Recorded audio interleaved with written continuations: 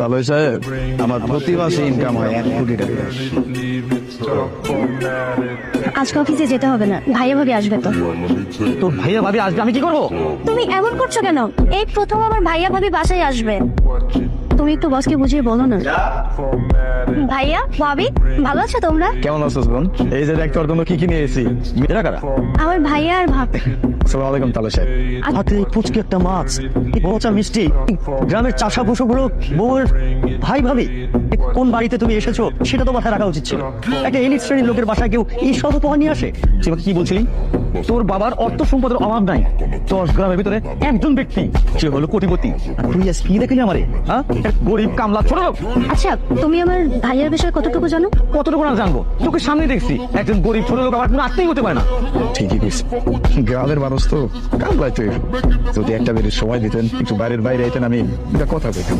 এই ছোট লোকের বাচ্চা, তুই আমার হাজবেন্ডে বলিস তোর সাথে বাইরে যেতে? তুই ফকির ঘরে ফকির, তোমরা কি আমার হাতি ঘোড়া জিনিস দেখাবি যে বাইরে রাখছিস? বাবা চলো যাই, দেখি এই ফকিনীর বাচ্চা কি দেখাতে চাচ্ছে আমাদেরকে। রমজান, এত বড় বড় মাছ, এতগুলো সবজি তুমি এনেছো? এগুলো তো সামান্য, বাইরে গাড়িতে আরো আছে। আপনাকে গেট আবার অনেক ছোট তো, আমার গাড়িটা ঢোকেন। আচ্ছা তাহলে সাহেব, আপনার পুরা সয় সম্পত্তি সবকিছু মিলা কত টাকা সম্পত্তি? আমার সম্পত্তি বাড়ি গাড়ি সব মিলিয়ে 10 কোটি তো হবেই। 10 কোটি। সর্দার, তোমার মাসিক বেতন কত? 70,000 টাকা।